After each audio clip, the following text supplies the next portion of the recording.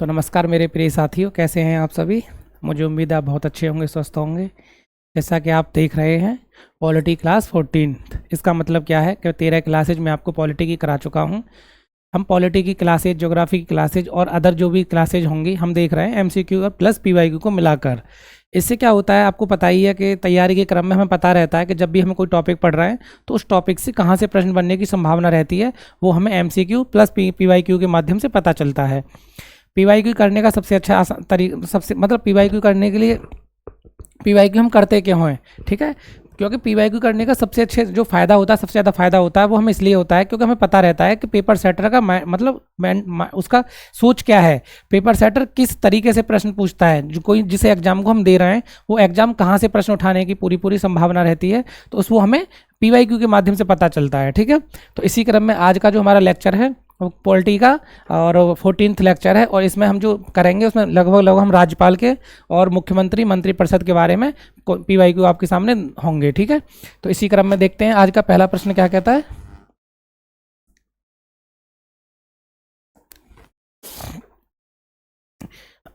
ठीक है।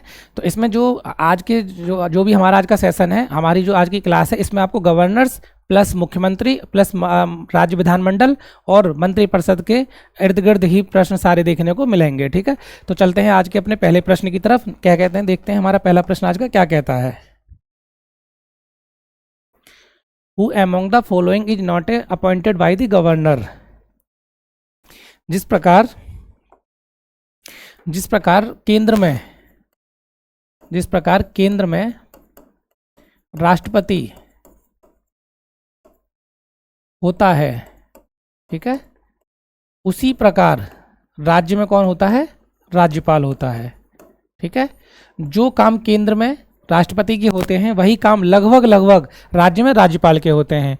जैसे केंद्र में बहुत सारे अधिकारियों को राष्ट्रपति नियुक्त करता है, तो राज्य में बहुत सारे अधिकारियों को, प्रशासनिक अधिकारियों को कौन भी नियुक्त करता है, तो वो राज्यपाल नियुक्त करता है। अब वही वो पूछ रहा है कि इनमें से कौन ऐसा है जिसकी नियुक्ति राज्यपाल नहीं करता। कौन नहीं करता, राज्यपाल नहीं करता। तो देखो, मुख्यमंत्री को, राज्य लोक सेवा आयोग के सदस्यों को, उच्च न्यायालय के सदस्यों को, न्यायाधीशों को और महाधिवक्ता को। तो देखिए, जो राज्यपाल है वो उच्च न्यायालय के न्यायाधीशों को, जो अनुच्छेद 217, ठीक है, आर्टिकल 217 क्या कहता है, आर्टिकल 217 कहता है उच्च न्यायालय के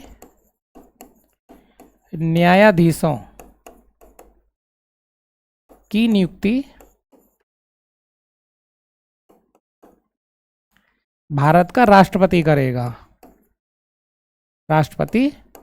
अर्थात जो राज्य में उच्च न्यायालय होते हैं उनके न्यायाधीशों की नियुक्ति राज्यपाल न करके कौन करता है, तो भारत का राष्ट्रपति करता है, अनुच्छेद 217 के अकॉर्डिंग। तो अनुच्छेद 217 के अकॉर्डिंग क्या है, उच्च न्यायालय के न्यायाधीशों की नियुक्ति राष्ट्रपति करता है। प्रश्न के अंतर्गत क्या कह रहा है कि ऐसा कौन सा है जिसमें राज्यपाल उसकी नियुक्ति नहीं करता, तो मुख्यमंत्री की नियुक्ति राज्यपाल करता है, राज्य लोक सेवा आयोग के सदस्यों की नियुक्ति भी राज्यपाल करता है और महाधिवक्ता की नियुक्ति भी राज्यपाल करता है। लेकिन उच्च न्यायालय के न्यायाधीशों की नियुक्ति कौन करता है, तो वो राष्ट्रपति करता है। तो सही आंसर कौन सा हो जाएगा, पहले का सी। अब देखते हैं question number 2। Under which article of the Indian constitution does the governor have the power of pardon. ये कह रहा है कि संविधान के किस अनुच्छेद के अंतर्गत राज्यपाल को क्षमादान की शक्ति प्राप्त है। कौन सी शक्ति, क्षमादान की। जिस प्रकार केंद्र में किसको, राज्यपाल को, राष्ट्रपति को प्राप्त है, वही उसी प्रकार राज्य की विधियों के अंतर्गत क्षमादान की शक्ति किसको प्राप्त है, तो राज्यपाल को प्राप्त है। मैंने क्या बोला, राष्ट्रपति के लगभग वही काम राज्य में मिलेंगे जो राज्यपाल के वही काम राज्य में देखने को मिलेंगे जो केंद्र में राष्ट्रपति के होते हैं, ठीक है। तो जैसे राष्ट्रपति को भी क्षमादान की शक्ति प्राप्त है केंद्रीय विधियों के अंतर्गत, तो राज्य विधियों के अंतर्गत किसको प्राप्त है, तो राज्यपाल को प्राप्त है। अब कह रहा हूं किस अनुच्छेद के अंतर्गत, ठीक है। तो देखो,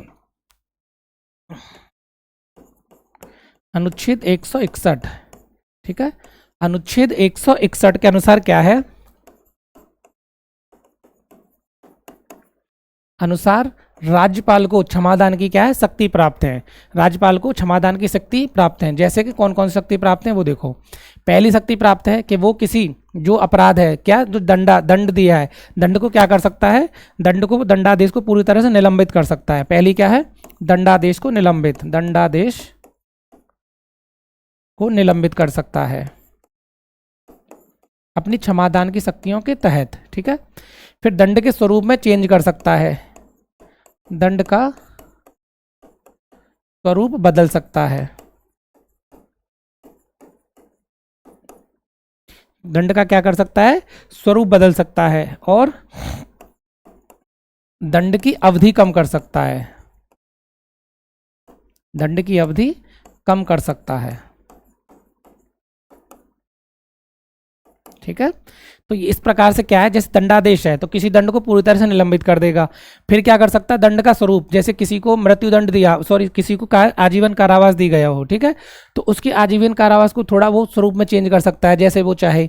फिर क्या है, दंड की अवधि, जैसे किसी को 20 साल की अवधि दी गई है तो उसको वो कम करके 10 साल कर सकता है, 15 साल कर सकता है। ठीक है। तो जैसे दंड के स्वरूप के अंदर किसी को फांसी की सजा दी है तो उसको आजीवन कारावास में बदल सकता है वो। तो इस तरह से देख सकते हैं दंड के स्वरूप को चेंज कर सकता है वो। अब देखिए एक होता है एक जो मृत्युदंड, क्या मृत्युदंड के अकॉर्डिंग क्या था कि राज्यपाल को मृत्युदंड की क्षमादान की शक्ति नहीं थी। किसकी, मृत्युदंड क्षमादान की शक्ति नहीं थी। क्षमादान की शक्ति राज्यपाल को प्राप्त नहीं थी, राज्यपाल को प्राप्त नहीं थी। किंतु 3 अगस्त, ध्यान रखना, 3 अगस्त 2021 के बाद सुप्रीम कोर्ट ने फैसला सुनाया था कि जिस प्रकार मृत्युदंड को क्षमादान करने की शक्ति राष्ट्रपति को प्राप्त है, उसी प्रकार मृत्युदंड को क्षमा की शक्ति करने का अधिकार किसको है, राज्यपाल को भी। तो अब क्या है कि जो मृत्युदंड को क्षमा करने की शक्ति राज्यपाल को भी प्राप्त है 3 अगस्त 2021 के बाद। समझ गए। तो किस अकॉर्डिंग, तो दूसरे का क्या हो जाएगा, बी। तो दूसरे का आंसर क्या हो जाएगा, बी। क्वेश्चन नंबर 3 कह रहा है, कंसिडर दी फॉलोइंग स्टेटमेंट्स, निम्नलिखित कथनों पर विचार कीजिए। राज्यपाल को उच्च न्यायालय के न्यायाधीशों की नियुक्ति का अधिकार नहीं है। अभी मैंने बताया था किसको है, तो राष्ट्रपति को है। पहला सही हो जाएगा हमारा। वह विधानमंडल का हिस्सा नहीं है। राष्ट्रपति विधानमंडल का हिस्सा उसी प्रकार से होता है, जिस प्रकार से राष्ट्रपति संसद का हिस्सा होता है, उसी प्रकार से राज्यपाल विधानमंडल का हिस्सा होता है। उन्हें विधान परिषद में कुछ सदस्यों को मनोनीत करने का अधिकार है, ये बात भी सही है। और उनके पास कोई न्यायिक शक्ति नहीं है, ये गलत है। जिस प्रकार राष्ट्रपति को न्यायिक शक्ति प्राप्त होती है, उसी प्रकार राज्य विधियों पर राज्यपाल को प्राप्त होती हैं। तो कौन कौन से सही हो जाते हैं हमारे, 1 और 3। तो आंसर क्या हो जाएगा, 1 और 3। तो तीसरे का आंसर क्या हो जाएगा, बी। क्वेश्चन नंबर 3 का आंसर क्या है, 20। देखिए इसको समझने की कोशिश करते हैं। कह रहा है कि राज्यपाल को उच्च न्यायालय के न्यायाधीशों की नियुक्ति करने का अधिकार नहीं है। तो बात सही है, क्योंकि उच्च न्यायालय के न्यायाधीशों की नियुक्ति का अधिकार किसको है, भारत के राष्ट्रपति को, अनुच्छेद 217 के अकॉर्डिंग। तो पहला हमारा सही हो जाता है। वह विधानमंडल का हिस्सा नहीं है, ये गलत है, क्योंकि विधानमंडल विधानसभा प्लस विधान परिषद और राज्यपाल से मिलकर बनती है। जहाँ पर 2 सदनीय विधानसभा होगी, 2 सदनीय विधानमंडल होगा। प्रत्येक राज्य में 2 सदनीय विधानमंडल नहीं मिलता है, पर जिन राज्यों में 2 सदनीय विधानमंडल होगा वहाँ पे क्या होगा, विधानसभा प्लस विधान परिषद, और उसी का अंग कौन होता है, तो राज्यपाल होता है। जैसे आप देखो कि संसद के कितने अंग होते हैं, लोकसभा, राज्यसभा और राष्ट्रपति। उसी प्रकार से विधानमंडल के, राज्य विधानमंडल के विधानसभा, विधान परिषद और राज्यपाल। तो ये कह रहा है कि विधानमंडल का हिस्सा नहीं होता, गलत है, वो विधानमंडल का हिस्सा राज्यपाल होता है। फिर उन्हें विधान परिषद में कुछ सदस्यों को मनोनीत करने का अधिकार है। तो उन्हें, राज्यपाल को विधान परिषद में कुछ सदस्यों को मनोनीत करने का अधिकार है, ये बात सही है। तो दूसरा सही, उनके पास कोई न्यायिक शक्ति नहीं है, ये बात गलत है, क्योंकि राष्ट्रपति के पास, राज्यपाल के पास न्यायिक शक्ति दी गई है। तो कौन सा हो जाएगा, तीसरे का बी हो जाएगा। क्वेश्चन नंबर 4 कह रहा है, guidelines for governors should be lay down, the recommendation was made by. राज्यपालों के लिए मार्गदर्शक सिद्धांत निर्धारित किए जाने चाहिए, यह अनुशंसा किसने की थी? तो ये सीधा प्रश्न है, यह अनुशंसा की थी प्रशासनिक सुधार आयोग ने। किसने? प्रशासनिक सुधार आयोग ने। तो चौथे का कौन सा हो जाएगा? डी। क्वेश्चन नंबर 5 कह रहा है who administers the oath of the office to secretary of to the governor. राज्यपाल को पद व गोपनीयता की शपथ कौन दिलवाता है? राज्यपाल को गोपनीयता की शपथ कौन दिलवाता है? तो देखिए, राज्यपाल को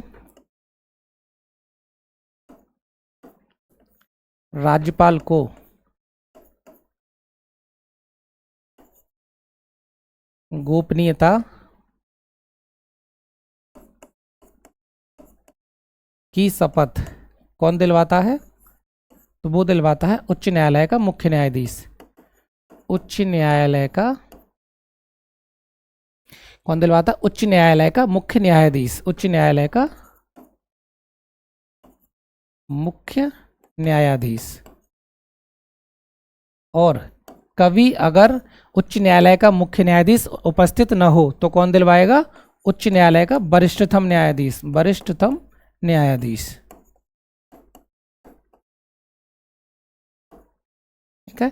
तो देखिए, जब राज्यपाल को जो शपथ, राज्यपाल की नियुक्ति कौन करता है राज्य में? तो राष्ट्रपति करता है। पर शपथ कौन दिलवाता है? तो शपथ दिलवाता है उसे उच्च न्यायालय का मुख्य न्यायाधीश। पर मान के चलो किसी कारणवश उच्च न्यायालय का मुख्य न्यायाधीश उपस्थित नहीं है, तो उस समय का जो सबसे वरिष्ठतम न्यायाधीश होगा वो कौन? वही उसको शपथ दिलवाएगा। किसको? राज्यपाल को। किसकी? गोपनीयता की शपथ। तो आंसर क्या हो जाएगा हमारा? उच्च न्यायालय का मुख्य न्यायाधीश। तो 5th का आंसर क्या हो जाएगा? सी। ठीक है। क्वेश्चन नंबर 6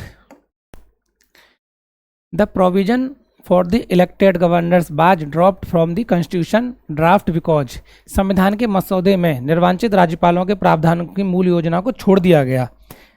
क्यों छोड़ दिया गया? देखिए, कहने का मतलब क्या है कि जिस प्रकार केंद्र में प्रधानमंत्री का चुनाव होता है, ठीक है, राज्य में मुख्यमंत्री का,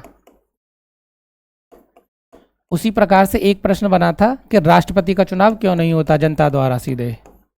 ठीक है, उसी प्रकार राज्यपाल द्वारा क्यों नहीं होता है। तो प्रश्न वही कह रहा है कि संविधान के मसौदे में निर्वाचित राज्यपालों अर्थात जनता द्वारा चुने गए राज्यपालों की योजना को छोड़ दिया गया। इसका कारण क्या था? अब इसका कारण क्या, पहले देखिए। अगर आप देश के प्रधानमंत्री को भी चुनते हो, देश के राष्ट्रपति को भी चुनोगे, तो इससे क्या होगा? टकराव की स्थिति पैदा होती है, क्योंकि दो निर्वाचित नेता होंगे वो अपने आप आपस में क्या करेंगे? शक्तियों के लिए हमेशा उनमें क्या प्रतिस्पर्धा बनी रहेगी। और क्योंकि भारत में संसदीय शासन प्रणाली को अपनाया गया है, संसदीय शासन प्रणाली में वास्तविक प्रमुख कौन होता है शक्तियों का? तो वो प्रधानमंत्री होता है। उसी तरह से राज्य में मुख्यमंत्री होता है। अब अगर हम राज्यपाल के पद को, जो राज्यपाल का चुनाव भी करवाएंगे जनता द्वारा, तो जनता द्वारा चुनकर आएगा वो भी अपनी शक्तियों के लिए उतना ही हकदार होगा जितना कि मुख्यमंत्री है। इससे क्या होगा? टकराव की स्थिति पैदा होगी। टकराव की स्थिति पैदा होने का इसका तात्पर्य क्या है? एक दूसरा निर्वाचन। तो एक तो खर्चीला हो जाएगा, आप मुख्यमंत्री का भी जनता द्वारा निर्वाचन कराओगे और राज्यपाल द्वारा, तो सबसे पहला क्या है? एक तो दूसरा निर्वाचन प्लस उसमें क्या हो? खर्चीला। तो पहला क्या हो जाएगा? दूसरा निर्वाचन तैयार हो जाएगा, तो वो जो कि खर्चीला होगा। निर्वाचन प्रमुख राजनीतिक मुद्दों पर लड़ा जाता है, ये गलत है। निर्वाचन राज्यपाल अपने मुख्यमंत्रियों से बड़ा मानता, क्योंकि जो जनता द्वारा चुनकर आएगा वो क्या है? वो किसी भी सूरत में मुख्यमंत्री से खुद को छोटा नहीं समझेगा, बल्कि शक्तियों के लिए हमेशा प्रतिस्पर्धा बनी रहेगी। राज्यपाल को संसदीय प्रणाली के अधीन ही काम करना है, ये भी सही है। तो आंसर क्या हो जाएगा हमारा? 1, 3 और 4। 1, 3 और 4। तो 6th का क्या हो जाएगा? सी। 6th का answer C. Question number 7 who make the final decision to disqualification of legislative assembly members. कह रहा विधानसभा के सदस्यों की निरताओं से संबंधित प्रश्नों पर अंतिम विनिश्चय किसके द्वारा लिया जाता है? तो ये लिया जाता है राज्यपाल द्वारा। किसके द्वारा? 7th का क्या हो जाएगा? राज्यपाल द्वारा। ठीक है, राज्यपाल द्वारा निर्वाचन आयोग से सलाह करके जो समय सदस्य चुनकर आते हैं, अगर वो किसी कारण से क्या होता है? अयोग्य ठहराए जाते हैं, तो इसका निर्णय राज्यपाल निर्वाचन आयोग से सलाह करके लेता है। किसके विषय में? अयोग्यताओं के, निरर्थताओं के, डिस्क्वालिफिकेशन। कहाँ है? डिस्क्वालिफिकेशंस के बारे में। क्वेश्चन नंबर 8 कह रहा है हु निम्नलिखित में से कौन पंचायतों की वित्तीय स्थिति का पुनरावलोकन करने के लिए वित्त आयोग का गठन करता है।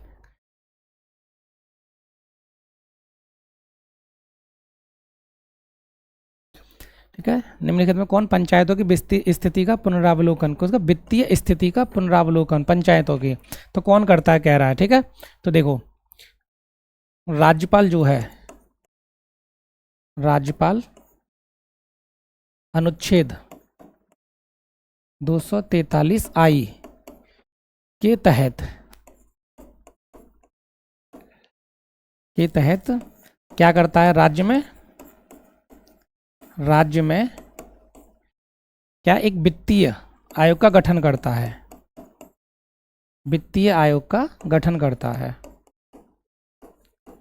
किसके अकॉर्डिंग, अनुच्छेद 243 आई के अकॉर्डिंग राज्यपाल राज्य में एक वित्तीय आयोग का क्या करता है, गठन करता है। किनकी, पंचायतों की वित्तीय स्थिति को सुधारने हेतु पुनरावलोकन के लिए वित्तीय आयोग का गठन कौन करता है राज्य में, राज्यपाल। किस अनुच्छेद के अंतर्गत, 243 आई के अकॉर्डिंग। तो प्रश्न क्या कह रहा है, वित्त आयोग का गठन करता है कौन करता है, संबंधित राज्य का मुख्यमंत्री, संबंधित राज्य का वित्त मंत्री, संबंधित राज्य का राज्यपाल। तो संबंधित राज्य का राज्यपाल, तो 8th का क्या हो जाएगा, सी। ठीक है, 243 आई ध्यान रखना, 243 आई क्या कहता है, राज्य में वित्त आयोग के गठन से संबंधित है। अनुच्छेद 243 आई राज्य में वित्त आयोग से संबंधित है। ठीक है, वित्त आयोग का गठन कौन करता है राज्य में, तो वित्त आयोग का गठन करता है राज्य का राज्यपाल। क्वेश्चन नंबर 9 कह रहा है किसी राज्य के राज्यपाल द्वारा जारी ऑर्डिनेंस का अनुमोदन होना चाहिए। ठीक है, ऑर्डिनेंस मतलब क्या,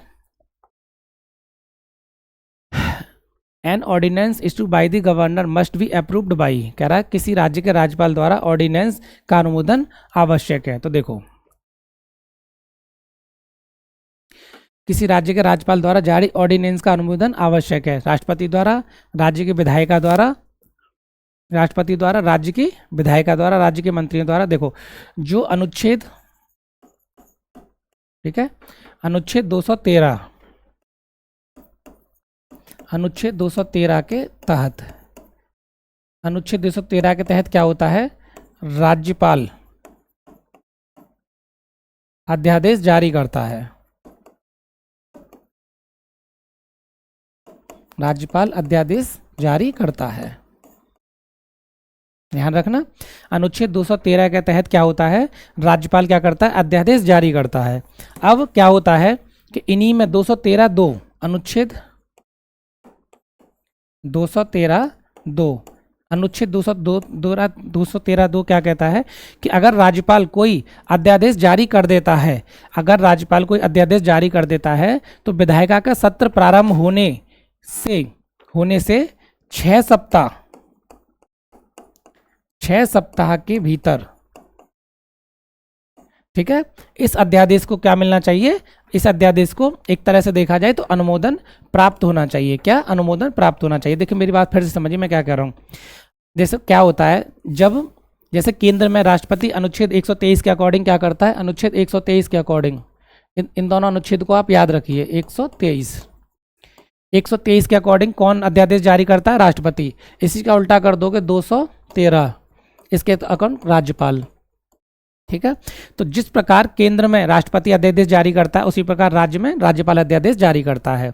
अध्यादेश जारी तब किया जाता है जिस प्रकार केंद्र में संसद का सत्र न चल रहा हो, उसी प्रकार राज्य में विधानसभा का सत्र या विधानमंडल का सत्र न चल रहा हो और अचानक से देश को या राज्य को किसी कानून की आवश्यकता पड़ती है तो राज्यपाल अध्यादेश जारी कर सकता है मंत्रिपरिषद की सलाह पर। ठीक है, वो उसी तरह से काम करता है जिस तरह से विधानमंडल द्वारा बनाया गया कानून काम करता है। उसकी वही सारी शक्तियां होती हैं जो संसद या विधानमंडल द्वारा बनाए गए कानून की होती हैं। पर क्या होता है, जैसे ही उसने मानो अध्यादेश जारी कर दिया, राज्यपाल ने अनुच्छेद 213 के अकॉर्डिंग अध्यादेश जारी कर दिया। अब क्या है कि जैसे ही विधानमंडल का सत्र प्रारंभ होगा तो विधानमंडल को अपने 6 सप्ताह के भीतर इस अध्यादेश को अनुमोदन देना होगा। अगर वो ऐसा नहीं करते हैं तो इसे जैसे अनुमोदन नहीं देते तो ये क्या हो, अपने आप निलंबित हो जाता है। ठीक है, अब आप समझ गए ना पूरी तरह से। तो किसके द्वारा, राज्य की विधायिका द्वारा। 9th का क्या हो जाएगा, तो 9th का आंसर हो जाएगा बी का, 9th का बी। क्वेश्चन नंबर 10th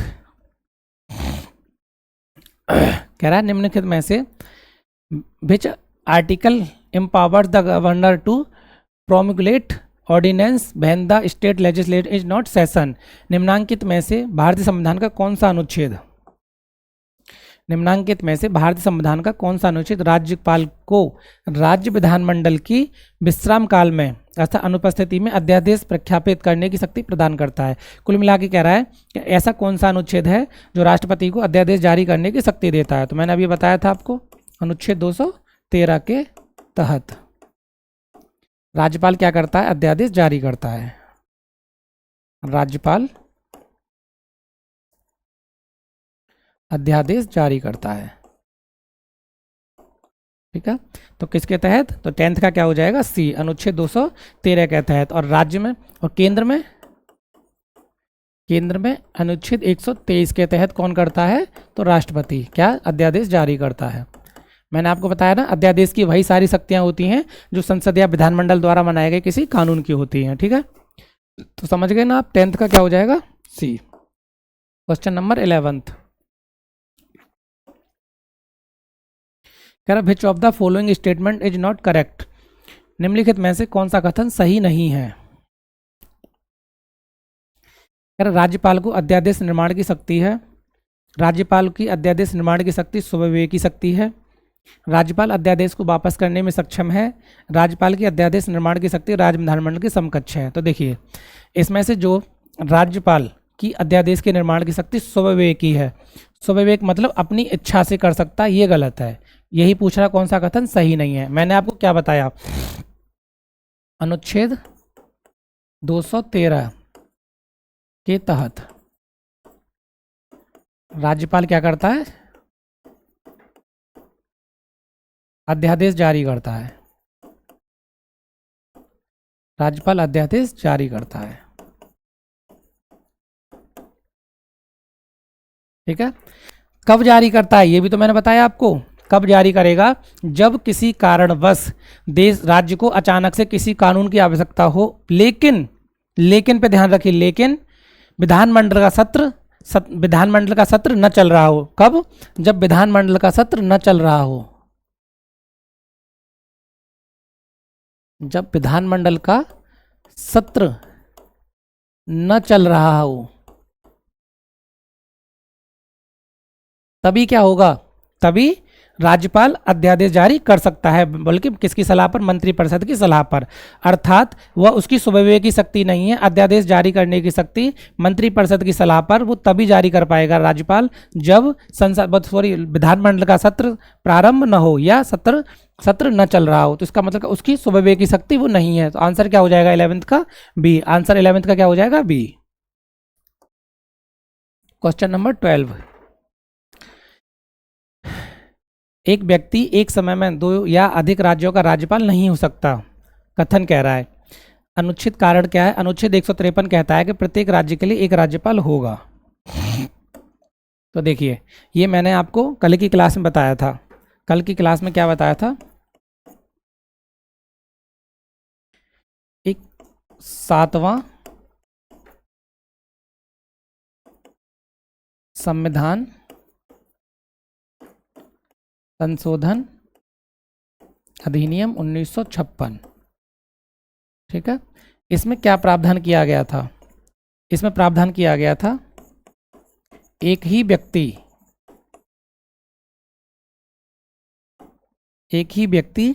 2 या 2 से एक ही व्यक्ति 2 या 2 से अधिक राज्यों का राज्यपाल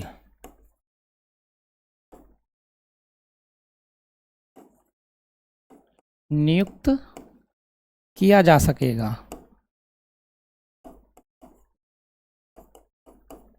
ठीक है।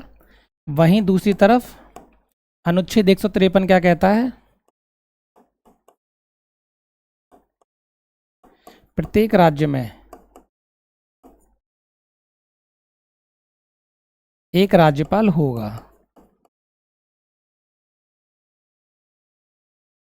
ठीक है। तो देखिए अनुच्छेद 153 कहता है कि प्रत्येक राज्य के लिए एक राज्यपाल होगा। कारण क्या है, रीजन क्या है हमारा, सही है। क्यों सही है? क्योंकि जब संविधान बना था तो उसमें यही प्रावधान का कि एक राज्य के लिए एक राज्यपाल होगा, अनुच्छेद 153 के तहत। लेकिन जैसे जैसे समय सीमा आगे बढ़ी, समय देश को विकसित होने के लिए समय मिला और लोगों को सोचने के लिए, सरकार को सोचने के लिए समय मिला, तो फिर क्या हुआ कि 7वां संविधान संशोधन 1956 के तहत उन्होंने, एक संसद ने क्या किया, एक नियम पारित किया, एक अधिनियम पारित किया, जिसके अकॉर्डिंग क्या कहा कि एक ही व्यक्ति 2 या 2 से अधिक राज्यों का संयुक्त रूप से राज्यपाल नियुक्त किया जा सकता है। अर्थात एक ही व्यक्ति को एक ही समय पर 2 या 2 से अधिक राज्यों का राज्यपाल संयुक्त रूप से नियुक्त किया जा सकता है। वो क्या कह रहा है कि एक व्यक्ति को एक समय में 2 या अधिक राज्यों का राज्यपाल नहीं, इसमें क्या नहीं, तो ये क्या हो जाएगा, गलत हो जाएगा। तो अब देखिए कौन सा सही है, ए गलत है और आर सही है। तो 12th का क्या हो जाएगा, डी। ए सही है और आर गलत है, इसलिए 12th का आंसर क्या हो जाएगा, डी। क्यों? क्योंकि अनुच्छेद 7वें संविधान संशोधन 1956 द्वारा एक ही व्यक्ति 2 या 2 से अधिक राज्यों का राज्यपाल नियुक्त किया जा सकेगा।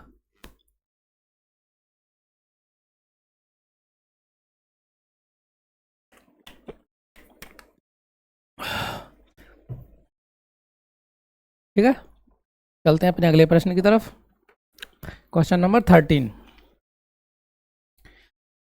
राज्यपाल किसके प्रति उत्तरदायी होता है? 13 का कह रहा है राज्यपाल किसके प्रति उत्तरदायी होता है। तो देखिए अनुच्छेद 155, अनुच्छेद 155 क्या कहता है,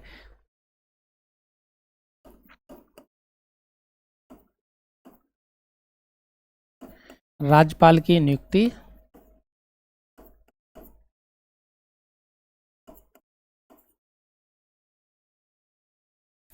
राष्ट्रपति करेगा। ठीक है, राष्ट्रपति करेगा, ये क्या कहता है, अनुच्छेद 155 कहता है। पर वहीं पर 156 एक क्या कहता है, अनुच्छेद 156 का खंड 1 क्या कहता है, कहता है राज्यपाल अपने पद पर तब तक बना रहेगा जब तक राष्ट्रपति की क्या हो, इच्छा हो, राष्ट्रपति की इच्छा हो। ठीक है, इसका मतलब क्या है कि राज्यपाल अपने पद पर कब तक बना रहेगा, राज्यपाल जब तक कि राष्ट्रपति की इच्छा हो, अर्थात वो राष्ट्रपति के क्या है, प्रसाद पर्यंत पद पर बना रहता है। तो राज्यपाल किसके प्रति उत्तरदायी होगा, तो राज्यपाल होता है भारत के राष्ट्रपति के प्रति। क्यों? क्योंकि अनुच्छेद 155 के तहत राज्यपाल की नियुक्ति कौन करता है, तो भारत का राष्ट्रपति करता है, और राज्यपाल तब तक अपने पद पर बना रहेगा जब तक कि राष्ट्रपति की इच्छा होती है। तो 13 का क्या हो जाएगा, B. Question number 14, for how long can a governor hold office in India? भारत में किसी राज्य का राज्यपाल अपने पद पर कब तक कार्यरत रह सकता है? तो मैंने बताया था कि राष्ट्रपति की इच्छा पर। तो राज्यपाल राष्ट्रपति के प्रसाद पर्यंत पद पर बना रहता है। राष्ट्रपति के इस शब्द को याद रखना, प्रसाद पर्यंत, प्रसाद पर्यंत पद पर बना रहता है, पद पर बना रहेगा। ठीक है, तो राष्ट्रपति जो राज्यपाल है वो राष्ट्रपति के प्रसाद पर्यंत पर क्या रहता है, पद पर बना रहता है। तो मात्र राष्ट्रपति के प्रसाद पर्यंत पूछ रहा है कि भारत में किसी राज्य का राज्यपाल अपने पद पर कब तक रहता है, जब तक कि राष्ट्रपति की इच्छा होती है। ठीक है, अनुच्छेद 156 ए के तहत। क्वेश्चन नंबर 15, भारतीय संविधान के किस अनुच्छेद, भारत संविधान के अनुच्छेद 162 के शीर्षक के संबंध में निम्न में कौन सा कथन सही है? तो देखिए, राज्य की कार्यपालिका शक्ति, राज्यपाल के कार्यालय के लिए शर्तें, राज्यपाल की पदावधि और राज्य की कार्यपालिका शक्ति का विस्तार। तो आंसर क्या हो जाएगा 15th का, डी। 15th का डी क्या है, आंसर हो जाएगा। क्यों? अनुच्छेद 162 क्या कहता है, देखिए भारतीय संविधान के अनुच्छेद 162 के शीर्षक में क्या है कि राज्य की कार्यपालिका का विस्तार का कहाँ तक होगा, जब तक जहाँ तक जो है राज्य का विधानमंडल क्या करेगा, उन सब विधि बनाने जो राज्य, फिर से समझिए, अनुच्छेद 162 के अंतर्गत क्या है कि राज्य की कार्यपालिका शक्ति उन सभी विषयों पर होगी जिनका निर्माण राज्य के विधानमंडल बनाएगा, ठीक है, जिनका निर्माण राज्य का विधानमंडल करेगा। तो ऐसी सारी विधियां, ऐसी सारी विधियां जिनका निर्माण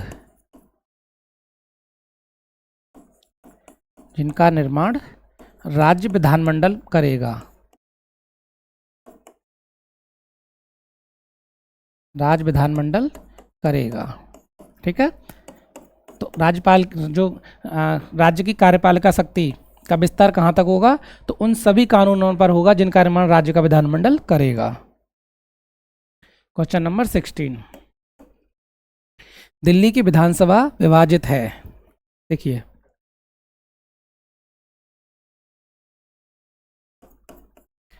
दिल्ली में, ठीक है, 70 सदस्यीय विधानसभा है और 7 सदस्यीय क्या है, मंत्री परिषद है,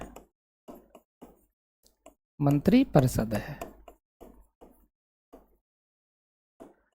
ठीक है। जो आप देख रहे हो देश की राजधानी दिल्ली है, उसमें जब चुनाव होता है तो उसमें 70 सीटों पर चुनाव होता है और जो उसका मंत्रिपरिषद का गठन होता है उसमें 7 मंत्रियों का गठन होता है, मुख्यमंत्री सहित, ठीक है। कभी पूछे आपसे तो कितने भागों में, तो 40 भागों में विधानसभा 40 सदस्यों पर चुनाव होता है और मंत्रिपरिषद 7 सदस्यीय मंत्रिपरिषद का गठन होता है दिल्ली में, कभी पूछे तो आपको याद रहना चाहिए।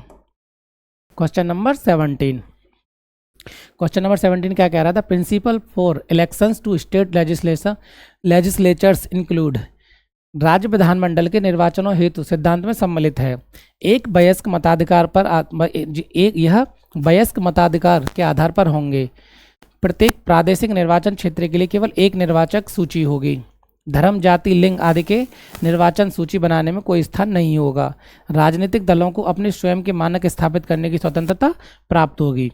तो देखिए आप देख कर देखिए, जब चुनाव होता है तो वो वयस्क मताधिकार के आधार पर होता है, पहला क्या है, सही है, पहला क्या है, तो पहला सही है, ठीक है। किसके आधार पर होता है, तो वयस्क मताधिकार के आधार पर, तो पहला ऑप्शन क्या है, सही है। दूसरा कह रहा है प्रादेशिक निर्वाचन क्षेत्र के लिए केवल एक निर्वाचक सूची होगी, ये भी क्या है, ये भी सही है। धर्म जाति लिंग आदि के लिए निर्वाचक सूची में बनाने में कोई स्थान नहीं होगा, ये क्या है, ये भी सही है। राजनीतिक दलों को अपने स्वयं के मानक स्थापित करने की स्वतंत्रता होगी, ये भी सही है। तो सभी क्या होगा, ये क्या है, आंसर क्या हो जाएगा, सभी। तो 17 का क्या हो जाएगा, डी। क्वेश्चन नंबर 17 का क्या हो जाएगा, डी।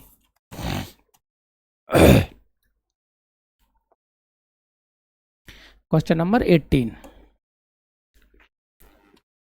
कह रहा है विधान परिषद किसी साधारण विधेयक को निम्नलिखित में से किस अवधि तक रोक सकती है। तो देखो जैसे संसद है, संसद में देखोगे तो लोकसभा होता है और राज्यसभा होती है, ठीक है। ऐसे ही राज्य में क्या होता है, राज्य विधानमंडल। लेकिन प्रत्येक राज्य में 2 सदन न होके कुछ राज्यों में, जैसे 6 राज्यों में ही 2 सदन हैं, जैसे 2 सदन के अंतर्गत एक सदन होता है विधानसभा और एक सदन होता है विधान परिषद, विधान परिषद, ठीक है। कह रहा है विधान परिषद किसी साधारण विधेयक को निम्नलिखित में से किस अवधि तक रोक सकती है। अब मान के चलो विधानसभा ने कोई विधेयक, साधारण विधेयक पारित किया, साधारण विधेयक पारित किया और पारित करने के बाद वो भेजती है किसको, विधान परिषद को। अब विधान परिषद के पास 2 शक्तियां हैं, पहली बार में वो उसको 3 माह के लिए रोक सकती है, ठीक है, 3 माह को। फिर क्या करेगा विधानसभा, उसको पुनः पारित करके फिर भेजती है, तो दूसरी बार में वो 1 माह के लिए रोक सकती है। 3 + 1 कितना, तो अधिकतम वो 4 माह तक के लिए साधारण विधेयक को जो कि विधानसभा द्वारा पारित है उसे रोक सकती है। जैसे ही 4 महीने हो जाएंगे और विधान परिषद की तरफ से कोई जवाब नहीं मिलेगा तो वो विधेयक स्वतः ही पारित मान लिया जाता है। तो कह रहा है विधान परिषद साधारण विधेयक किस अवधि तक रोक सकती है, तो अधिकतम 4 माह तक। पहली बार में कभी पूछने लग जाए, पहली बार 3 माह तक और दूसरी बार में 1 माह तक। ठीक है, तो दूसरी बार में 1 माह तक रोक सकती है। तो 3 + 1। ठीक, फिर से समझिए कि जैसे संसद में क्या होता है, लोकसभा और राज्यसभा होती है। लोकसभा कोई विधेयक पारित करके राज्यसभा को भेजता है, राज्यसभा जब उस विधेयक को पारित कर देता है तो राष्ट्रपति के पास जाता है, राष्ट्रपति जब उस पर हस्ताक्षर कर देगा तो वो अधिनियम वो विधेयक क्या बन जाता है, वो अधिनियम अर्थात कानून बन जाता है। ऐसे ही क्या होता है, राज्य में राज्य विधानमंडल होती है, जिसमें विधानसभा और विधान परिषद 2 सदन होते हैं।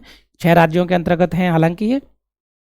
जब विधानसभा कोई विधेयक पारित करती है, साधारण विधेयक, तो पारित करने के बाद वो दूसरे सदन अर्थात विधान परिषद को भेजती है। अब विधान परिषद चाहे तो उसको पारित कर देती है, तो वो कानून बन जाएगा राज्यपाल की स्वीकृति के बाद। लेकिन अगर वो पारित न करना चाहती है तो उसके पास सिर्फ इतनी शक्ति है कि वो पहली बार में उसे 3 माह के लिए रोक लेगी, और कोई जवाब न मिलने पर जब विधानसभा उसी विधेयक को दोबारा से पारित करके विधान परिषद के पास भेजता है तो वो उसे 1 माह के लिए रोक सकती है। तो 3 + 1 अधिकतम वो 4 माह तक रोक सकती है। इसका मतलब है कि विधान परिषद के पास विधेयक को समाप्त करने का अधिकार नहीं है, बस कुछ समय तक उसे वो डिले कर सकती है। ठीक है, तो डिले करने का मतलब 4 माह तक डिले कर सकती है। तो आंसर क्या हो जाएगा हमारा, बी। क्वेश्चन नंबर 19 कह रहा है किस राज्य विधानसभा की सर्वाधिक सदस्य संख्या है। पूछ रहा है किस राज्य में सर्वाधिक संख्या है। तो देखिए, आंध्र प्रदेश में सदस्यों की संख्या कितनी, 175। ठीक है, पश्चिमी बंगाल में जाओगे तो 294। ठीक है, महाराष्ट्र में 288 और उत्तर प्रदेश में 403। उत्तर प्रदेश में कितनी, 403। तो विधानसभा में सर्वाधिक संख्या किस में है, हमारा प्यारो उत्तर प्रदेश, 403। कभी पूछे, आंध्र प्रदेश में 175 हैं, पश्चिम बंगाल में 294, महाराष्ट्र में 288 हैं और उत्तर प्रदेश में 403। सर्वाधिक किस में है, पूरे देश में उत्तर प्रदेश में। कह रहा विधान परिषद में मनोनीत सदस्यों की संख्या। देखिए मैंने बताया राज्य विधानमंडल, फिर से देख लीजिए,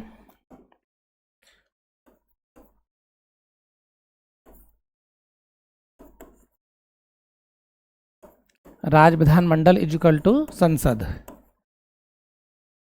जिस प्रकार केंद्र में संसद होती है उसी प्रकार राज्य में राज्य विधानमंडल होता है। इसके 2 सदनों के अकॉर्डिंग लेके चल रहे हैं हम, एक विधान सभा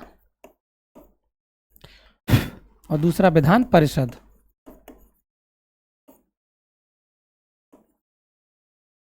इधर क्या होती है, लोकसभा और दूसरी राज्यसभा। ठीक है, विधानसभा और विधान परिषद। अब क्या कह रहा है कि विधान परिषद में मनोनीत सदस्यों की संख्या क्या है। तो देखिए जो विधान परिषद है, तो विधान परिषद इसका जो चुनाव होता है, ठीक है, इसका जो चुनाव होगा तो 5/6, किसका, 5/6। तो 5/6 सदस्य अप्रत्यक्ष रूप से, 5/6 सदस्य अप्रत्यक्ष रूप से निर्वाचित होते हैं, अर्थात चुनकर आते हैं अप्रत्यक्ष रूप से। जिस प्रकार से राज्यसभा के सदस्य अप्रत्यक्ष रूप से चुनकर आते हैं, और 1/6 सदस्य राज्यपाल द्वारा मनोनीत किए जाते हैं, राज्यपाल द्वारा मनोनीत किए जाते हैं, मनोनीत किए जाते हैं। इसका मतलब समझ रहे हो, जिस प्रकार राज्यसभा में 12 सदस्य मनोनीत किए जाते हैं राष्ट्रपति द्वारा, उसी प्रकार यहाँ पर 1/6 कुल सदस्य संख्या का 1/6 मनोनीत किए जाते हैं, और 5/6 जिस प्रकार राज्यसभा में अप्रत्यक्ष रूप से चुनकर आते हैं, उसी प्रकार से 5/6 सदस्य यहाँ पर भी अप्रत्यक्ष रूप से चुनकर आते हैं। तो कह रहा है विधान मनोनीत सदस्यों की संख्या, किसका, मनोनीत नॉमिनेट सदस्यों की संख्या के लिए कुल सदस्य संख्या की 1/6। तो आंसर क्या हो जाएगा 20 का सी। क्वेश्चन नंबर 20 का क्या हो जाएगा, आंसर सी। क्वेश्चन नंबर 21, भारतीय संविधान के अनुच्छेद 170 के अनुसार किसी राज्य की विधानसभा के सदस्यों की न्यूनतम तथा अधिकतम संख्या क्रमशः हो सकती है। तो ये होगी 60 और 500। देखिए मैंने बताया ना अभी आपको, विधानमंडल के 2 सदस्य होते हैं, विधान परिषद और विधानसभा। तो जब किसी राज्य में विधानसभा होगी तो न्यूनतम संख्या कितनी होगी, 60 हो सकती है, और अधिकतम कितनी हो सकती है, तो 500। ठीक है, 60 और 500, तो 21 का क्या हो जाएगा, डी। 22 कह रहा provision for creation and abolition of legislative council in a state is in. किसी राज्य में विधान परिषद की स्थापना और समाप्ति का प्रावधान। देखिए पहले इसकी प्रोसेस समझते हैं हम। अनुच्छेद 169 169 इसको थोड़ा समझते हैं, डिस्क्राइब करूं। देखो भारत के संविधान के अंतर्गत क्या है, जिस राज्यों में विधान परिषद का प्रावधान, प्रत्येक राज्य में, आप राज्य के ऊपर है, राज्य चाहे तो विधान परिषद का गठन कर सकता है, न चाहे तो नहीं कर सकता। इस प्रकार देखोगे भारत में 28 राज्यों में से वर्तमान में 6 राज्य हैं जिनमें विधान परिषद का गठन है, विधान परिषद देखी जाती है। विधान परिषद जब किसी राज्य में बनाना होता है तो राज्य की विधानसभा संसद से गुजारिश करती है कि आप हमारे राज्य में एक विधान परिषद का गठन किया जाए, गठन करें। तो गठन करने की शक्ति किसके पास है, तो राज्य विधानसभा की सिफारिश पर संसद गठन करती है विधान परिषद का। तो अनुच्छेद 169 के तहत विधान परिषद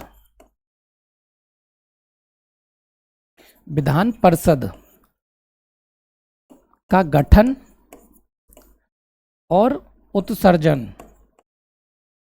ठीक है, गठन और समाप्ति, आप इसे ऐसे समझिए, गठन और समाप्ति। ठीक है, गठन और समाप्ति कौन करती है, अनुच्छेद 169 के तहत संसद करती है। कौन, 169 के तहत संसद करती है। ये राज्य विधानमंडल की सिफारिश पर, मतलब राज्य विधानसभा की सिफारिश पर विधान परिषद का गठन भी कर सकती है और विधान परिषद का समापन भी कर सकती है। स्थापना और समाप्ति कौन करता है, तो संसद। कौन से अनुच्छेद के अंतर्गत, तो अनुच्छेद 169 के अंतर्गत। तो 22 का क्या हो जाएगा, बी। ध्यान रखना 22 का क्या हो जाएगा, बी।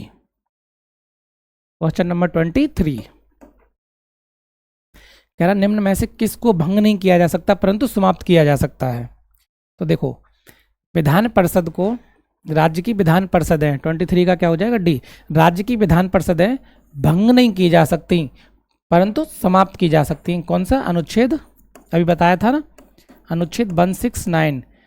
इसका 169 के अंतर्गत क्या है कि विधान परिषद का गठन और समापन दोनों किया जाता है पर उसे भंग नहीं किया जा सकता। जैसे राज्य केंद्र में क्या है, जो राज्यसभा है उसको भंग नहीं किया जा सकता, उसी तरह विधान परिषद को भी भंग नहीं किया जा सकता। हाँ, आप उसे समाप्त कर सकते हो, आर्टिकल 169 के अकॉर्डिंग संसद उसे समाप्त कर सकती है पर लेकिन भंग नहीं कर सकती। क्वेश्चन नंबर 24 कह रहा निम्न में से किस राज्य में द्विसदनीय विधायिका नहीं है। द्विसदनीय विधायिका आ गई ना, द्विसदनीय विधायिका। तो देखिए भारत में इस समय केवल 6 राज्यों में, ध्यान रखना, केवल 6 राज्यों में विधान परिषद का प्रावधान है। केवल 6 राज्यों में विधान परिषद पाई जाती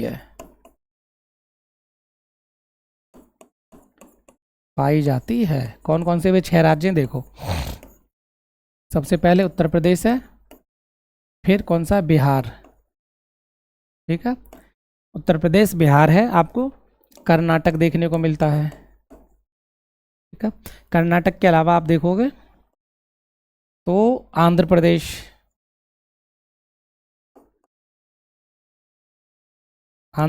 फिर तेलंगाना।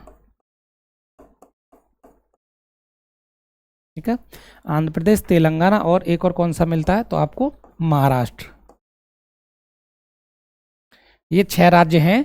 कभी पूछे कि निम्नलिखित में से किस राज्य में विधान परिषद का प्रावधान है, तो उत्तर प्रदेश में है, बिहार में है, कर्नाटक में है, आंध्र प्रदेश में है, तेलंगाना में और महाराष्ट्र। 6 राज्य कौन कौन से, फिर से याद रखिए, उत्तर प्रदेश, बिहार, आंध्र प्रदेश, तेलंगाना, महाराष्ट्र, ठीक है, और कर्नाटक। ये 6 राज्य ऐसे हैं जिनके अकॉर्डिंग आपको विधानमंडल के अंतर्गत दोनों सदन अर्थात विधानसभा और विधान परिषद देखने को मिलती है। इनके अलावा जितने भी राज्य हैं भारत में, वहाँ सिर्फ और सिर्फ विधानसभा पाई जाती है। तो इसका मतलब क्या है, 2 सदनीय विधायिका नहीं है, पूछ रहा है तो किस राज्य में नहीं है, तो मध्य प्रदेश में नहीं है। ठीक है, इन 6 को फिर से याद रखिए। क्वेश्चन नंबर 25 कह रहा है a money bill can not be reintroduced in a state legislative assembly without, राज्य विधानसभा में कोई भी धन विधेयक पुनः स्थापित नहीं किया जा सकता, किसकी बगैर पूछ रहा है। तो देखो मैंने आपको बताया था जो धन विधेयक होता है, मनी बिल, धन विधेयक राष्ट्रपति की सिर्फ पूर्व अनुमति पर, राष्ट्रपति की पूर्वानुमति के बाद ही लोकसभा में पेश किया जा सकता है। सिर्फ लोकसभा में ही पेश किया जाएगा, अर्थात राज्यसभा में धन विधेयक पेश नहीं किया जाता। फिर से समझिए, मैंने आपको बताया था पिछली क्लासेज के दौरान कि जब भी धन विधेयक पेश किया जाएगा तो वो सिर्फ और सिर्फ लोकसभा में पेश किया जाएगा और राष्ट्रपति की पूर्व सिफारिश या पूर्व अनुमति के बाद पेश किया जाएगा। उसी तरह से जब भी विधानसभा में सिर्फ और सिर्फ विधानसभा में धन विधेयक पेश किया जाएगा, किसकी सिफारिश के बाद? तो राज्यपाल की सिफारिश के बाद। तो राज्यपाल की सिफारिश मिलने के बाद ही धन विधेयक राज्य विधानसभा में पेश किया जाता है। किसकी सिफारिश के बाद? तो राज्य के राज्यपाल की अनुमति या सिफारिश के बाद। तो 25 का क्या हो जाएगा? बी। कौन सा? 25 का B. Question number 26, question number 26, एक मिनट।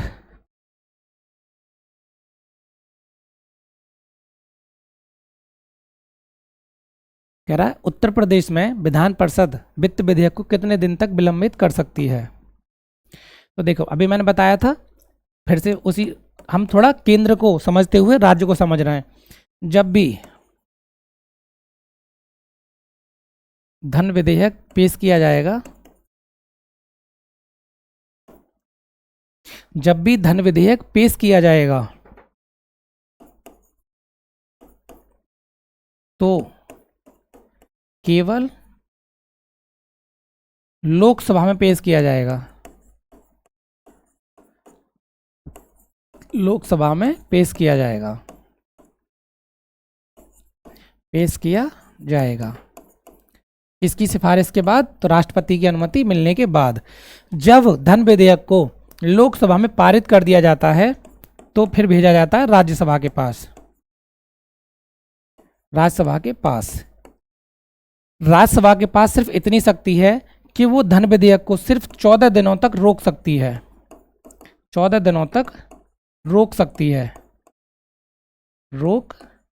है या अपनी सिफारिशें देकर, मतलब कि आप इसमें ये प्रावधान करिए, ये सुधार कर सकते हैं, अपनी सिफारिशें देकर वो क्या अगर लोकसभा को पुनः वापस भेज सकती है। पर रोक कितने दिन सकती है? 14 दिन तक। ठीक उसी प्रकार राज्य मतलब उत्तर प्रदेश में, जैसे उसी प्रकार राज्य में क्या होता है कि जब कोई धन विधेयक विधानसभा में पेश किया जाता है और वो विधान परिषद के पास भेजा जाता है, तो विधान परिषद के पास भी सेम वही शक्तियां हैं कि वो धन विधेयक को सिर्फ और सिर्फ 14 दिनों तक रोक सकती है। इसके अलावा उसके पास कोई शक्ति नहीं है। या सिफारिश कर सकती है कि आप इस धन विधेयक में ये संशोधन कर दीजिए। संशोधन मानने ना मानने का अधिकार जिस प्रकार लोकसभा को है उसी प्रकार विधानसभा को है। वो चाहे तो विधान परिषद के संशोधनों को स्वीकार करे, ना चाहे तो न करे। ठीक है, तो आंसर क्या मिल जाएगा हमारा? 14 का B. Question number 27,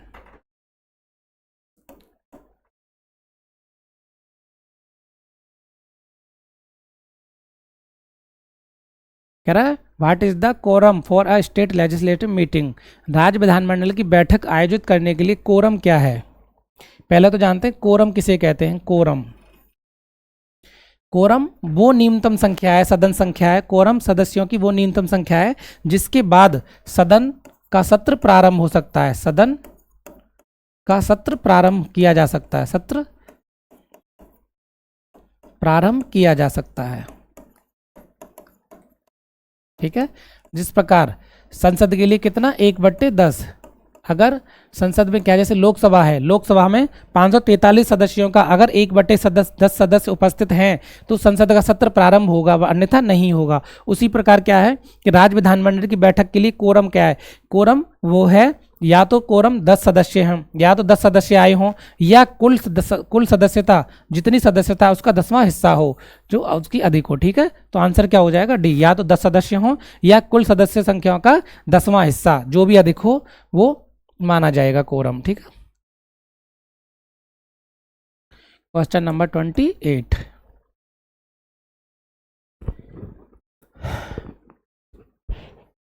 what proportion of legislative council members are elected by the state legislative assembly। Vidhan Parishad के कुल सदस्यों की संख्या के कितने सदस्य राज्य विधानसभा द्वारा चुने जाते हैं। क्वेश्चन नंबर 28, तो देखिए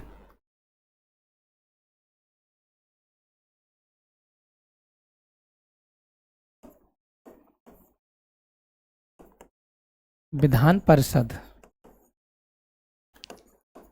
की अधिकतम संख्या कितनी है, विधानसभा की कुल संख्या का, कुल संख्या का 1/3, मतलब जितनी विधानसभा की संख्या होगी विधान परिषद उसका 1/3 हो सकती है। ठीक है, तो विधान परिषद और न्यूनतम कितनी होगी, तो न्यूनतम 40। ठीक है, तो विधान परिषद गठन करने के लिए आपको अधिकतम संख्या विधानसभा की सदस्य संख्या का 1/3 और न्यूनतम 40 हो सकती है। अब इस प्रकार विधानसभा की संख्या विधानसभा के किस पर, आकार पर निर्भर करती है। कभी आपसे पूछे विधान परिषद की संख्या किस पर निर्भर करती है, तो विधानसभा के आकार पर, विधानसभा के आकार पर, विधानसभा के आकार पर निर्भर करती है क्या, विधान परिषद की संख्या। विधान परिषद की अधिकतम संख्या कितनी हो सकती है, तो विधानसभा की कुल संख्या के 1/3 के बराबर और न्यूनतम 40 होगी। अब देखिए इसमें जो चयन, इसमें क्या होगा, इसमें से देखोगे आप तो 5/6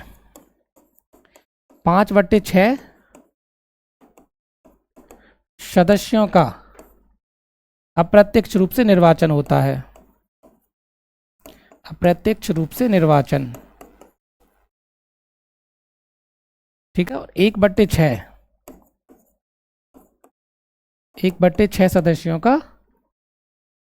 सदस्यों का मनोनयन होता है।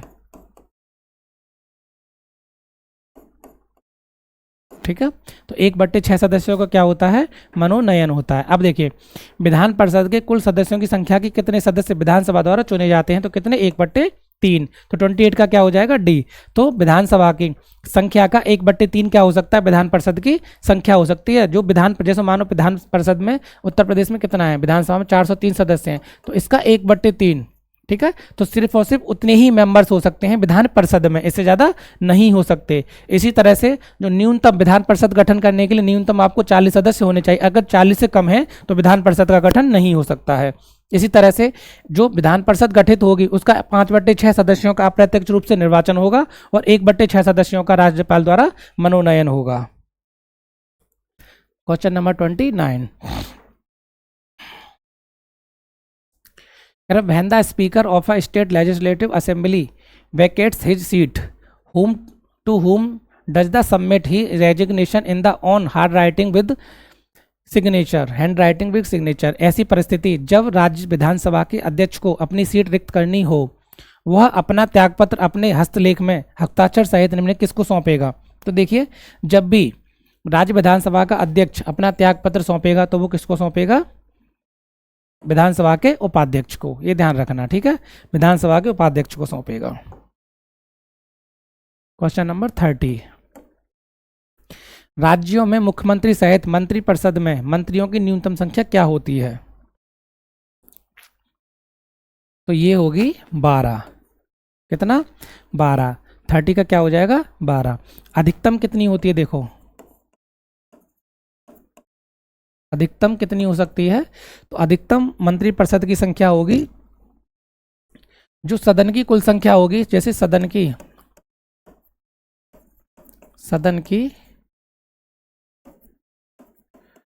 की कुल संख्या का 15%, ठीक है। तो सदन की कुल संख्या का 15% ही मंत्रिपरिषद की संख्या हो सकती है, ठीक है। जैसे सदन में कुल कितने, जैसे उत्तर प्रदेश में विधानसभा में कितने सदस्य हैं, तो 403 है, तो 403 का 15% जो भी निकल के आएगा, तो मंत्रिपरिषद में उतने ही सदस्य शामिल हो सकते हैं, इससे ज़्यादा नहीं हो सकते। और उसमें मुख्यमंत्री भी शामिल होता है, पर कम से कम 12 सदस्य होने ही चाहिए, ठीक है। तो 15% से अधिक नहीं होगी और 12 से कम नहीं होगी। अगर ऐसा कोई राज्य जहाँ पे मंत्रिपरिषद में 12 सदस्य नहीं बैठ रहे, तो वहाँ मंत्रिपरिषद का गठन नहीं होगा। और अधिकतम कितना होगा, तो कुल विधानसभा की संख्या का 15%। क्वेश्चन नंबर 31, विधान परिषद की संरचना में निरंतरता का प्रावधान है, ठीक है। तो ये सही है। उसके एक तिहाई सदस्य प्रत्येक 2 वर्ष बाद सेवानिवृत्त हो जाते हैं। जैसे राज्यसभा के अंतर्गत क्या है, राज्यसभा के अंतर्गत यही प्रावधान है कि उसके 1/3 सदस्य प्रत्येक 2 वर्ष के बाद क्या होता है, अपने आप सेवानिवृत्त हो जाते हैं। और राज्यसभा कैसा सदन है, एक स्थायी सदन है। उसी प्रकार से विधान परिषद कैसा सदन है, स्थायी सदन है, क्योंकि उसको भंग नहीं कर सकते आप, सिर्फ और सिर्फ उसे समाप्त कर सकते हो। तो पहला भी सही है और दूसरा भी सही है, तो आंसर क्या हो जाएगा हमारा ए। तो 31 का आंसर क्या हो जाएगा ए। क्यों, क्योंकि दोनों ही एक दूसरे के कारण और कथन और कारण एक दूसरे की व्याख्या करते हैं। क्योंकि विधान परिषद की संरचना में निरंतरता का प्रावधान है। निरंतरता का प्रावधान क्यों है, क्योंकि आप उसे भंग नहीं कर सकते, वो एक साथ भंग नहीं हो सकती है। जैसे कि विधानसभा हो जाती है और लोकसभा हो जाती है, वो हमेशा चलती रहती है। उसके साथ क्या है कि उसके 1/3 सदस्य 2 वर्ष के बाद क्या होते हैं, सेवानिवृत्त हो जाते हैं, लेकिन वो कभी भंग नहीं होती है, मतलब लोकसभा या विधानसभा की तरह। तो आंसर क्या हो जाएगा हमारा ए। 31 का आंसर ए। 32 कह रहा which one of the following statements regarding the chief minister is not correct. मुख्यमंत्री से संबंधित निम्नलिखित में कौन सा कथन सही नहीं है। वह साधारणतः राज्यपाल द्वारा चयनित होता है, वह राज्यपाल द्वारा औपचारिक रूप से नियुक्ति पाता है, वह विधानसभा में बहुमत दल के सदस्यों द्वारा चुना जाता है, या उसका पद पर बना रहना बहुमत के कारकों पर निर्भर करता है, ठीक है। तो देखिए मुख्यमंत्री किसका, तो वह साधारणतः राज्यपाल द्वारा चयनित होता है, ये गलत है, ठीक है। राज्यपाल द्वारा नियुक्त होता है ये तो सही है। चयनित किसके द्वारा होता है, तो चयनित अपनी पार्टी द्वारा होता है, जिसे बहुमत प्राप्त होता है, बहुमत प्राप्त पार्टी द्वारा।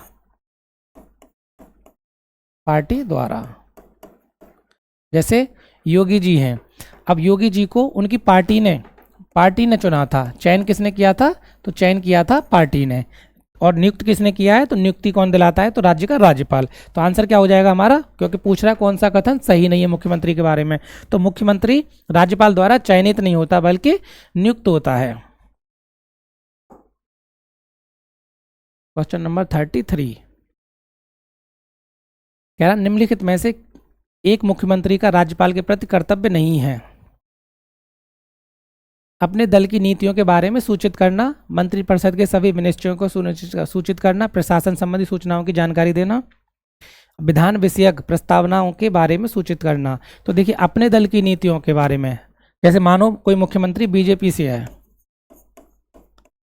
तो वो बीजेपी की कोई भी इंफॉर्मेशन राज्यपाल को क्यों दे, वही वो कह रहा है कि अपने दल की नीतियों के बारे में सूचित करना नहीं बताएगा। मुख्यमंत्री क्या देता है, तो प्रशासन से संबंधित जानकारी देता है, प्रशासन से संबंधित, ठीक है।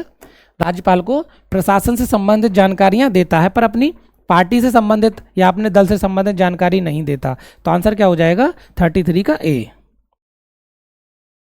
क्वेश्चन नंबर 34 क्या कहता है, देखो कह रहा है राज्य सरकार में मंत्रियों के वेतन और भत्तों का निर्धारण किसके द्वारा किया जाता है। तो राज्य सरकार के मंत्रियों एवं उनके वेतन भत्तों का निर्धारण किसके द्वारा, तो राज्य विधानसभा द्वारा किया जाता है, ठीक है। किसके द्वारा, राज्य विधानसभा जो नियम पारित करती है, जो कानून पारित करती है कि किस मंत्री को कितना वेतन प्राप्त होगा, वो कौन तय है, तो राज्य विधानसभा द्वारा। तो राज्य विधानसभा द्वारा पारित कानून के अकॉर्डिंग ही किसी मंत्री को क्या मिलता है, वेतन भत्ते मिलते हैं। तो 34 का क्या हो जाएगा डी। क्वेश्चन नंबर 35 क्या निम्नलिखित में से उत्तर प्रदेश की प्रथम महिला मुख्यमंत्री कौन थी? कौन थी उत्तर प्रदेश की? उत्तर प्रदेश की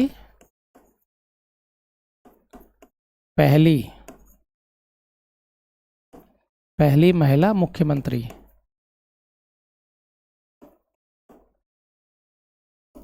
ठीक है, तो कौन थी? तो वो थी सुचेता कृपलानी। सुचेता कृपलानी। कौन थी? सुचेता कृपलानी थी। ठीक है, कौन? सुचेता कृपलानी। समझ गए ना, उत्तर प्रदेश की पहली महिला मुख्यमंत्री। तो प्रथम महिला मुख्यमंत्री कौन थी? सुचेता कृपलानी। और इनका कार्यकाल देखोगे तो 1963 से 1967 तक था। 1967 तक, 1963 से 1967 तक इनका कार्यकाल था। क्या सुचेता तो 35 का क्या हो जाएगा? बी। प्रथम उत्तर प्रदेश की, किसकी? उत्तर प्रदेश की पहली महिला मुख्यमंत्री सुचेता कृपलानी जी थी। ठीक है, आज के लिए इतना ही। तो ठीक है, आज आपने देख लिया राज्यपाल से संबंधित थे कुछ प्रश्न, कुछ मुख्यमंत्री से और राज्य के विधानमंडल से संबंधित प्रश्न थे। अर्थात अब हम राज्यों की तरफ बढ़ रहे हैं। अगला सेशन जो हमारा होगा वो न्यायपालिका से जुड़ा हुआ होगा, अर्थात सर्वोच्च न्यायालय के बारे में होगा।